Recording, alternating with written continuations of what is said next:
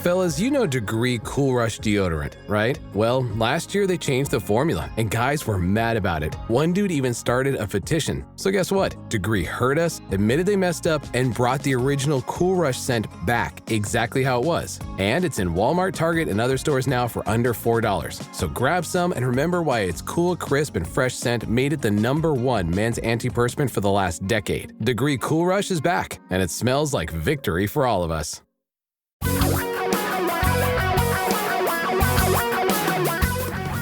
Reality radio for a really great future.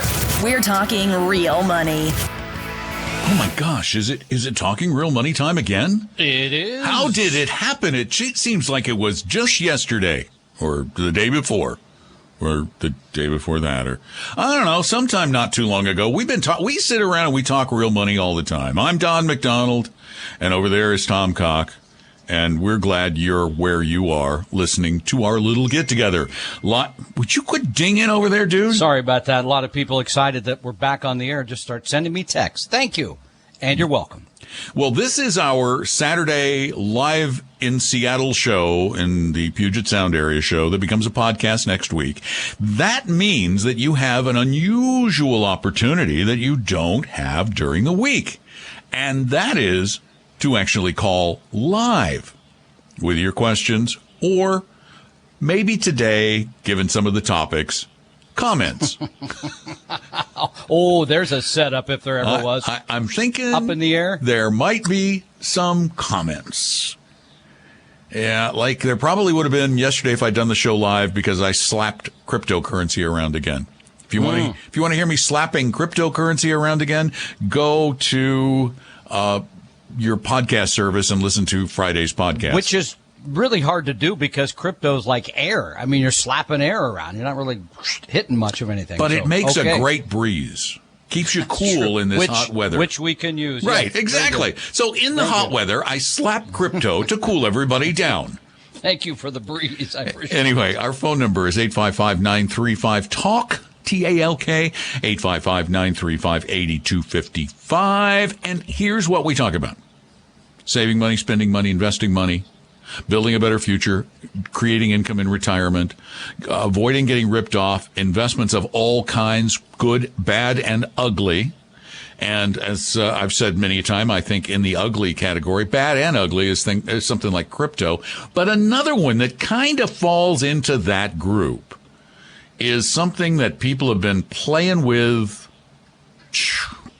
since the beginning of humanity almost. Well, they have. But I mean, here's the point of the matter is that it's changed a lot in 50 years because, right, the United States 50 years ago this month went off of what they called the gold standard. Right, where you could exchange your dollars, your paper money, for gold at a set rate of $35 per ounce. Flat. Yeah, you knew what you were going to get. Then, the bottom line to me about gold is people want to put money in it because they feel like it's more secure than dollars, more secure than any security issued by a corporation, more secure than bonds issued by the U.S. government, right? You know gold is always going to be there. And this is the part that you're going to be surprised if you're in favor of gold, that it will protect you against inflation. Oh, that's the number one argument you hear for gold. It's a great inflation hedge, right? I have a feeling you're going to tell me I'm wrong. Well, it's not me. Oh, it's not you. Who might it be then? People than me are going to tell you. That guy named Mark Hulbert, who we think you should trust. Oh, we like Mark. Yeah, he's done a great job analyzing newsletters. It doesn't do that so much anymore, but he looked at them all and said, really, if you bought an index fund, you'd be okay. You don't have to pay these guys all this money. But so does gold protect you against inflation? Yeah, it does. It keeps up with inflation, but you have to wait a long time for it to do that. It's about 100 years, a century or so. It's done a relatively good job of maintaining its purchasing power. But how about the last 40 years? That's kind of a long time, isn't it? 40 years? Mm-hmm. Usually for stocks, we consider that to be a pretty long period of time by which to measure them. Yeah, so how about the last 40 years? Gold has an annualized return rate of 3.6%. Well, it doesn't sound like that much. It sounds like almost inflation. But if you put it in stocks, just the S&P 500, 12.2% a year. How about treasuries issued by the U.S. government? 8.2% a year. So gold has a chart that looks like a big spike and then down and then nothing. A big spike and then down. And it's very... It has no. People think they can also buy in a pattern, right, Don? That they think they can buy it and sell it at the right times. There's no indication that anyone knows how to do that. So this is not something that we invest in. It's not something we recommend you invest in, either in the metal or the mutual funds that might own the metal. Any of those things, highly speculative. And I just looked up the inflation rate from 79 to 2020. Oh, yes, 3.5% per year. There you go. That's the average. So gold kind of kept up with inflation, but over 40 years, but it didn't make you any money at all. So you made nothing. And that's not the point of investing, is it? To make nothing?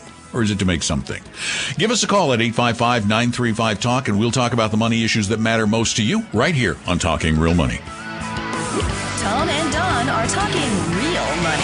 Is your portfolio a mess? You may have a case of hodgepodgeitis, but don't worry, we can help. Just set up a free, no-obligation meeting with a Vestory advisor at Vestory.com. No sales pitch, guaranteed. That's Vestory.com. For your real life and real future, Tom and Don are talking real money. We talk real money because, this stuff is important. It really is. You are not going to get very far in life without some money in your pocket, and we want to help you get more of it. Save it, invest it better, build the wealth you need, understand how it all works. We want to explain it in a way that really is understandable. So give us a call at 855-935-TALK, 855-935-8255. And let's get started on the phone. Shaylee, you're up. Welcome to Talking Real Money. Hey, fellas. Hi, Shaylee. Hey, I got a question. I haven't read a lot on it, but basically I got informed that all of us Washington residents are going to get thrown in this Washington CARES Act long-term health care mandatory payments. Mm-hmm. And I don't know much about it, but I'm wondering, if you don't opt out before whatever date it is, you have to take it, and you don't have a choice to not take it anymore and do private insurance. What are your guys' thoughts on that whole? Well, first, can I ask you a question? Because I think this will help you understand it better. What is are you married? I am not. Okay. What is your annual income from your work? It's under 100,000. Under 100. Okay. Yeah. Then so let's go. Go ahead, Go ahead, Don. No, go. Well, I was going to say, here's a little bit of the basics on this. So this takes effect the first of the year. This is going to be about 0.5% payroll tax. Right? This is going to just come out of your check. Yeah. It's going to provide a benefit of about $36,000 for those of you in it. You have to put in, I think, for at least 5 years to be a participant. And we just had someone come and speak to all of our advisors again this week because this has been a hot topic for many people.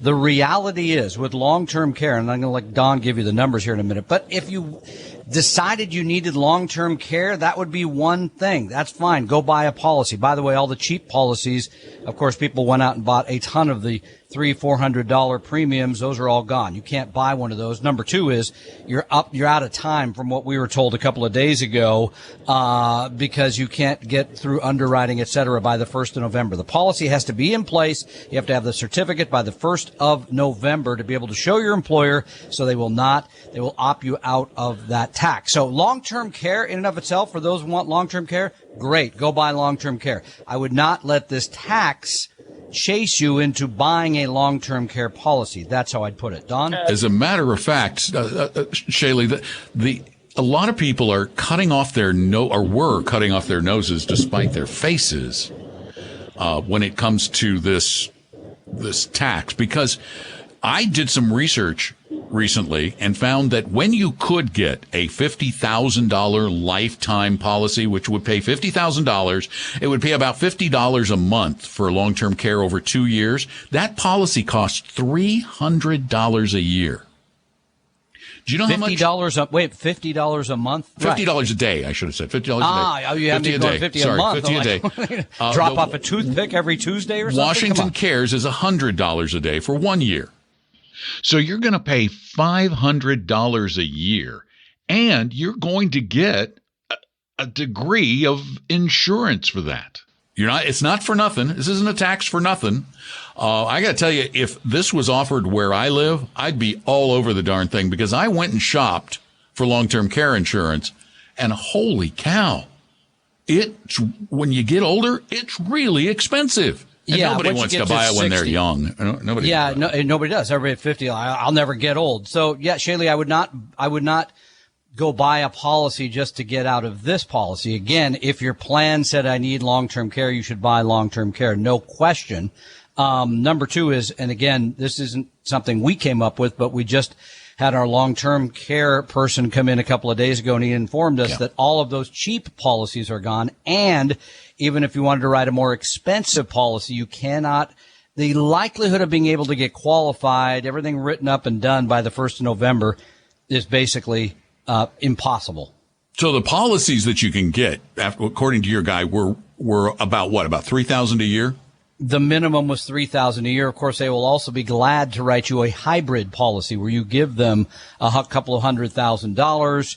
And I don't like those policies because I find them too complex. I'd rather keep my own money and pay a premium, just like I would rent life insurance or auto insurance or home insurance. I like renting insurance. I don't like buying it. So not me either. Shaylee, you're stuck with it. And once you're in, by the way, from what I understand. Yeah, I was going to say, you make me feel better about being stuck with it, I guess. So I appreciate that. I mean, and think about it. If you're in long-term care, most people don't go into long-term care. The average is less than 2 years that they stay in long-term care. So even if you have no other insurance, what this $36,500 would do is cover about a third of the cost of good quality long-term care in the Seattle area. It's about $100,000 a year. So that takes some pressure off and allows a lot of people who can't afford the ridiculous price of LTC insurance to cover themselves with their money, with the wealth they've accumulated.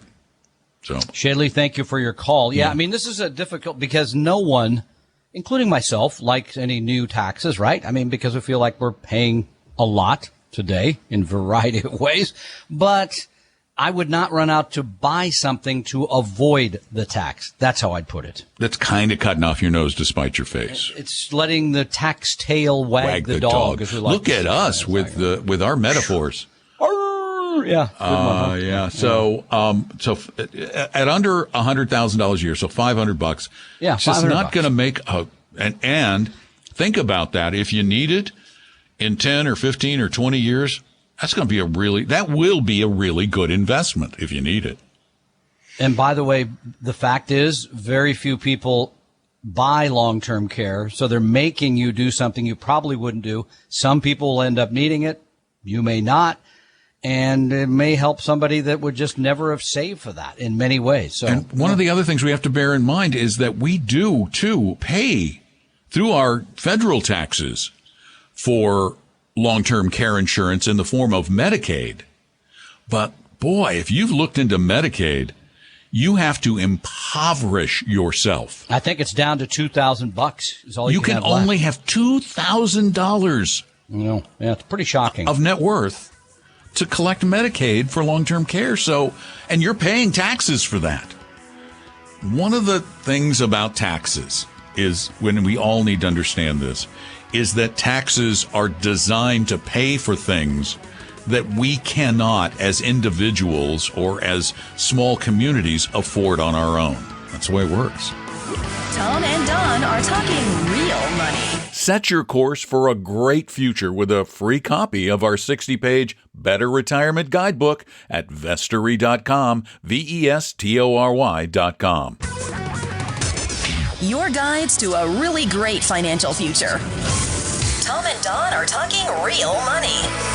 Hey, call us at 855-935-TALK, 855-935-8255. You can call live during the show that we do here on Saturdays on That's Como. today. That's yes, today. Mm-hmm. Or you can call that number 24 hours a day, 7 days a week. You can also send us questions that we'll answer on the show and the podcast at 855-935-TALK, 855-935-8255. Oh, wait, that's for calling. You can go to Talking Real Money. God, I'm kind of out of it. Can we start today. over? Is there a way we can I am not, rewind the entire show? I am just really you're not. You're going to have people pay $50 a year. I know. I knew it was $500, and I'm just not sharp today. I don't know what it is. I'm going to hand you a 5-hour energy here at the bottom of the hour. Maybe that'll get you going. I've got my iced tea, but apparently that's not enough caffeine to get Lace the brain it with kicked something. into gear. Yeah, I agree. Yeah. Got stuff going on. All right, you know how life is. Anyway, so we get questions sent into talkingrealmoney.com, both questions and comments. Yes. And so here is one of. Oh wait, never mind. We got a call. I'm not even going to do it. Okay. I'll do it later. It's a comment, so it can wait. Let's go get Ken. Ken's waiting. Yeah. Ken, welcome to Talking Real Money. Ken, thanks for bailing Don out. Yeah, thank you. How you doing? Good. Thank you. Well, good enough. Yeah. Go ahead, Ken. Well, okay, my head's spinning a little bit because I've been messing with mortgage calculators trying to figure something out. So let me put it in a nutshell. My son has a house he's had for around 3 years, and he bought it for $344,000, or that was the loan was for $344,000, and it was at 4.5, so that's pretty high of a rate. So I want to help him get refinanced, and I'm going to gift him $50,000 to get him a good start. Now I'm wondering, should we take? He's going to still need a loan for $337,000, and should I give him like $50,000 as a down payment to bring that loan down to like $290,000? Or should we? I saw another way. If you just take your loan at $337,000, then on your first payment, I make that $50,000 payment. That knocks off like 7 or 8 years. No. Wait, hold on. Oh no! Wait. No. Nope. I got. Okay. Can we step way back, Ken? I just want to step back. Yeah. Is the house worth more than $344,000? Yes, it's just this is in Seattle area, and with the prices going up, it's up to like 510, and it went up like 100,000 over the last few months. So, well, last 10 minutes. I am in the process of refinancing myself, so I know exactly what your head feels like. But a 4.5% note, is it a 30-year note? Sounds like it's probably a 30. Yes. Is he going to stay in this house the rest of his life? Probably not, right? No. Well, he's going to. I'm trying to set up where he can pay it off in like 20 years, and he plans to stay there that long, and then he can do whatever he wants from there. Well, maybe, but here's the thing. Yeah. Here's the thing. It is maybe he will stay there for 20 years, but the fact of the matter is, if he will stay there for 20 years, right now, what's his mortgage payment right now? His mortgage payment now, and I don't know if this includes the tax and interest stuff, but $1,985. Okay. It says payment amount. What was have you gotten rates quoted to you on a new mortgage, on a refi? Yes, we can go 3.375, or she was talking about buying points down to 2.8. No. You need to you need to shop some more. Deals. You need to shop some more. I am refinancing, and I just filled out the paperwork this week. I am refinancing for 30 years. At 2.75% with no points. Okay, but I want to go back real quick here, Ken. What are you trying to accomplish? You trying to accomplish him having more equity in the home, or are you trying to reduce the payment? What are we trying to fix here? Okay, first let me say on his old, and you're saying about you getting a better rate. He doesn't have great credit. Okay, so that's one problem. All right, that's a problem. But okay. So what was the question you were asking me? Well, the question is, with the $50,000, are you just trying to reduce the amount of the note? Are you trying to reduce his payment? I mean, what are you trying to accomplish with that money? Okay, we're trying to get him to, a smaller payment is going to pretty much come automatically because going from a 4.5% down is a lot. But trying to get him to in like 20 years, he's paid off. He's got a smaller payment all along the that's what way, I and he thought. makes enough where he can make extra payments, even shorten the length a lot more, you know. Okay, here's what we need you to do because this is a little convoluted. Hang on, we'll be right back. Tom and Don are talking real money. A second opinion could save your life either physically or fiscally. Let one of our Vestory advisors help you save your future at vestory.com, vestory.com.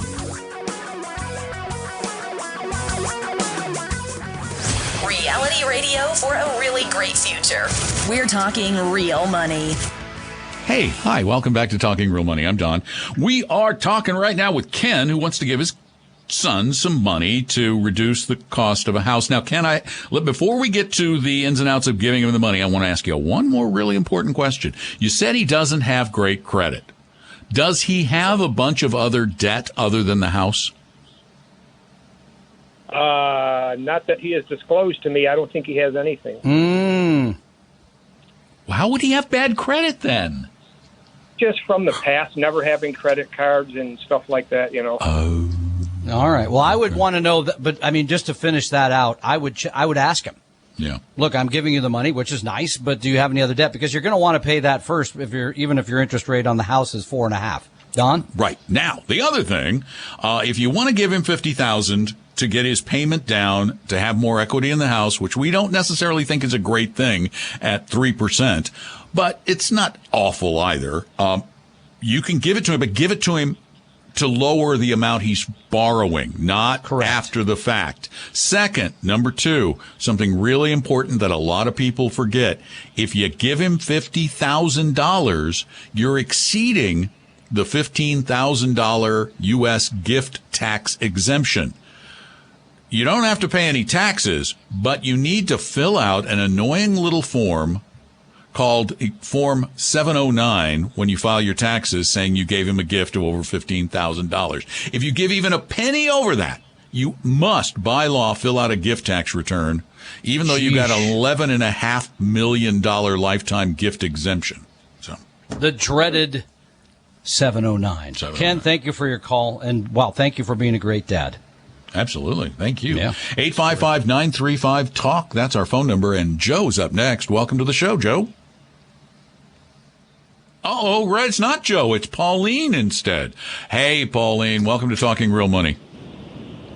How are you? Good. So, back to the long-term care. It says, unless that you have given to the long-term care and other policies beforehand, that 10 years and under, you are not eligible, even though if you're paying into the state. Wouldn't that be out-and-out discrimination? Tom? I don't write the law. How I'm not sure. You don't get benefits? I thought it was, but I'm not in Washington. When do the benefits start? Isn't it 5 years? I thought it was 5 years. I thought it was 5 years. Maybe it's 10 years. So, but Let me either look it way, up. Washington cares. Yeah, either way, I don't know what you mean by, I guess, discrimination because you have to wait so long to get the money. Is that what you're saying? No. Oh yeah, you do have to. You have to contribute for 10 years without a break Okay. I thought it was 5. of 5 or more years. Right. So how can Or at you- least. So what they're saying is you don't get a benefit until you've paid in for 10 years. That's what I'm reading. That's from the Bellevue Chamber of Commerce, but that's No, it's probably a good site. Yeah, so you'd have to pay in the 10 years. I'm not understanding what you mean by discriminatory, I guess. If you're less than 10 years and you had no Yeah. prior long-term policies, you will not get $0 for paying in I'm below doing 10 it. years. I'm never going to get any money. There's all kinds of taxes I paid that I'm never going to get back. Plenty. That I'm never going to, they're never going to give me my money. That's the way it goes. I mean, I'm going to pay more into Social Security I'm ever going to get back, for sure. I don't I'm like reading- it, but it's just the way it goes. Okay, That's I'm just, reading part I'm of reading living it in the- differently here now. Okay. The Washington Cares Fund requires employees to have worked and contributed to the fund for at least 10 years without a break of 5 or more years, or 3 of the last 6 years, or at least 500 hours per year during those years. Yeah, I mean, but Pauline's point is, you could pay into it and not get anything back. That's right. I could pay hundreds of thousands of dollars into Social Security, drop dead at 69, and never have gotten a dime. Yeah. It might happen. It's very well possible. Well, hey, yeah, you want it because really what this is it's a form of insurance, mandatory insurance. Yeah, it's a form of mandatory insurance. I have been paying my homeowner's insurance thousands of dollars a year, my car insurance thousands of dollars a year for many, many years, and I have collected practically nothing. I had a small claim once, and my goal is to never collect. I don't want to collect, because when I collect, that means something bad happened to me. But I like that it's there in case something bad happens to me. Yeah, you're right. That's not a situation you want to be in to get the money. But the point is, yes, it's not cool to pay for something you're not going to get, but that's part of living in a society where that just is going to happen. Everything is so political. We'll be back. Tom and Don are talking real money. Tom and I created Vestory to help everyone become a better investor, even those who will never be clients. Let one of our advisors help you start your financial plan or solve a money problem free with no obligation or high-pressure sales pitch at Vestory.com. Vestory.com. For your real life and real future, Tom and Don are talking real money. Once more, with feeling. I'm going to clarify. Again, I'm not in Washington. I don't read the news about this every day like you guys do. But or get called every day about it. I am at the wacaresfund.wa.gov website. Mm-hmm. And I want to read you verbatim the operative part? The operative part of the rule. Yeah. Okay? It's important. Yeah, go ahead. If you want to read the law, I'll give you even the law number. But it says, quote, to qualify for benefits from the WA Cares Fund, you must have worked and contributed to the fund for, at least 10 years at any point in your life without a break of 5 or more years within those 10 years. Or, and by the way, or is bold to say, or this is another option. 3 of the last 6 years at the time you apply for the benefit. That means now I have long-term care now. This is great news. 3 of the last 6 years. I'll make it. Well, soon. Get there. And yes, at least 5 hours per year during those years of work. 500 hours? 500 hours. You said 5 hours. Okay. I don't know why I keep doing that. I'm 5. I mean, 5, sure. I'm done. Put that in today. The rest of the show is yours. I'm leaving now. You're walking off the set. I'm done. Goodbye. All right, let's go talk to Carl. Let's put LTC behind us, okay? Oh, wouldn't that be You're going to nice? pay the tax. Get over it. Carl, let's go. What? We don't have Carl? We Carl lost Carl. dropped. All right. I guess I'll go to my comment that I was going to go to earlier when all the people called. And now we have lines open for you. 855-935-TALK, 855-935-8255. This one comes to us from a landscaper in New Hampshire. Mm-hmm. It's what his website says, so I knew he was a landscaper. He says, in your latest episode, which is not the latest anymore, but it was last week, in your latest episode, 7 Investing Principles, you made an excellent point. And by the way, it means episode of the podcast. You made an excellent point about a philosophical investment question we must all ask ourselves.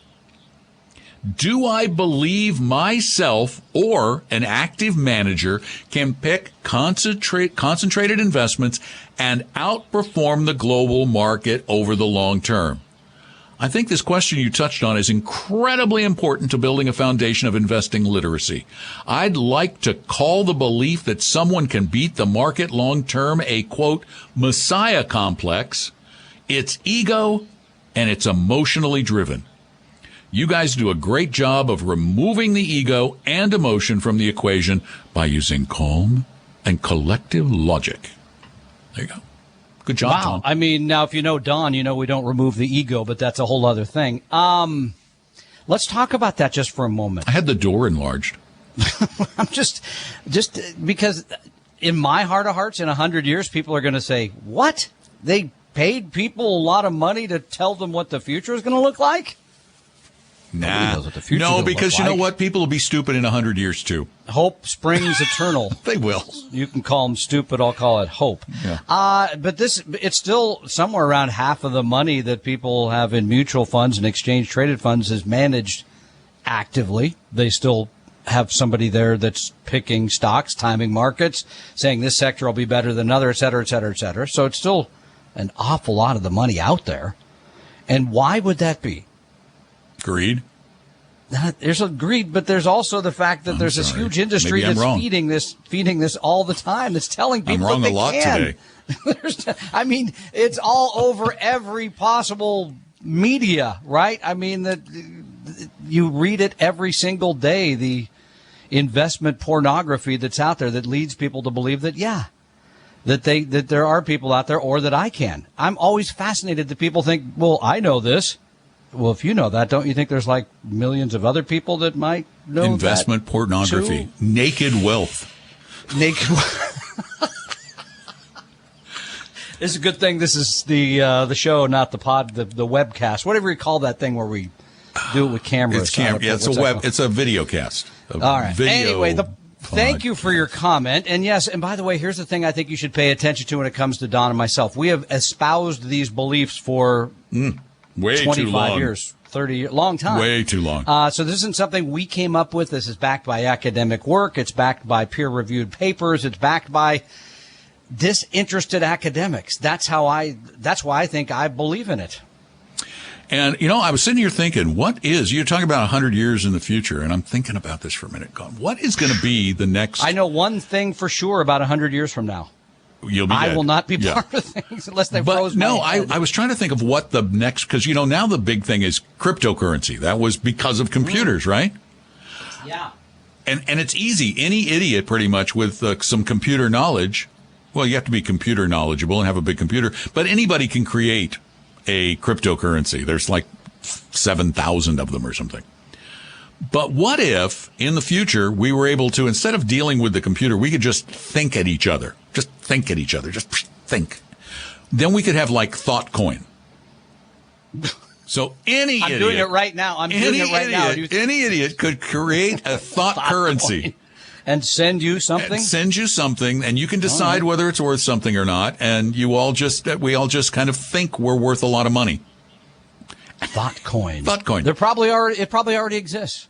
It does not. I bet it does. I mean, well, not at that level, but I bet the name ThoughtCoin already exists. Some genius already beat you to it. That's what I'm talking about. Somebody got ThoughtCoin.com? Probably. It's just a guess. It won't matter because when we're dealing with ThoughtCoin, there will be no more internet. And That's yes, right, it'll all be... somebody has it, and it's for sale. You knew they did. It's for sale. Of course. Well, there's your chance to get into your next great business. ThoughtCoin. I guess I'll have to go with thoughtcoin.info or something. .net. One of those other great ThoughtCoin URLs. .me. ThoughtCoin me. .ru, isn't it? Russia or whatever. Anyway. Are us. I was going to do another question, but you know what? I'm looking at the clock. You're tired? You're worn out? I'm totally worn out. You kind of hear it in your voice. I'm just having one of those days. Well, pep up, Fal. We got another hour, so let's hit it. But I did want to mention. Because I mentioned that I was refinancing my house in Florida because I'm not going to be living in Virginia anymore.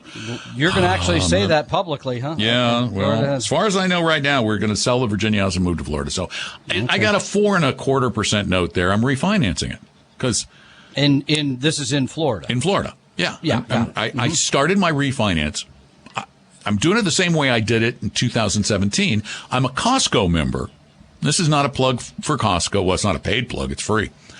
As a Costco member, you have access to their little backdoor mortgage system. Yeah, I used it. It's terrific. And I got to tell you, I got this. What's funny is I got the same guy at the same bank I got in 2017. Wow. Same guy. And apparently, he cut me such a good deal. I was contacting my mortgage servicer, who is Mr. Cooper. Mr. Cooper? Mr. Cooper. I think I had him in 8th grade or something. Probably did. Yeah, I was in But trouble. they said, we match anybody's offer. Oh, yeah. So I sent them the offer, and they got back to me today and went, oh, that's really too good an offer. We can't match that. We can't even come close to that. That's too darn good. So, if I were you, if I was a Costco member and you're thinking about refinancing, I'd go through their system. Yeah. I've had really good luck. We'll be back. Tom and Don are talking real money. Want a free copy of my book, Financial Physics? Well, go download it right now at vestory.com, VESTORY.com. Your guides to a really great financial future. Tom and Don are talking real money. And if you want somebody good to help you with money, someone who's actually good at it, you might want to use one of our fee only, and you won't even be charged a fee for them, 100% fiduciary advisors to get some free, honest to goodness free help. Figuring out what your portfolio is doing, figuring out how to start the plan you need for retirement, whatever it might be. They will spend some time with you for free for nothing with no obligation and no sales pitch. But you do have to actually set up an appointment with them. And go to vestory.com to do that. VESTORY.com. Scroll down the page, set up an appointment. Someone will call you. They will meet with you, answer your questions. That's vestory.com. We hope you realize that the information provided on Talking Real Money is for educational and hopefully enjoyable purposes only. Providing personalized financial planning or investing advice takes time, so please consult with a really good fee-only fiduciary investment, tax, or legal advisor. We know a good one. Investing must always involve risk. In other words, you can and probably will lose money at times. Also, as much as you want it, no one can accurately, consistently predict the future. So past performance doesn't tell you a darn thing about what the future will bring. Unlike many other programs that say something similar, Talking Real Money is not trying to get you to buy or sell any financial products or securities. Instead, the program is provided as a public service by Vestory, a fee-only registered investment advisor. Thanks for listening, and please visit TalkingRealMoney.com for more information and disclosures. That's a wrap.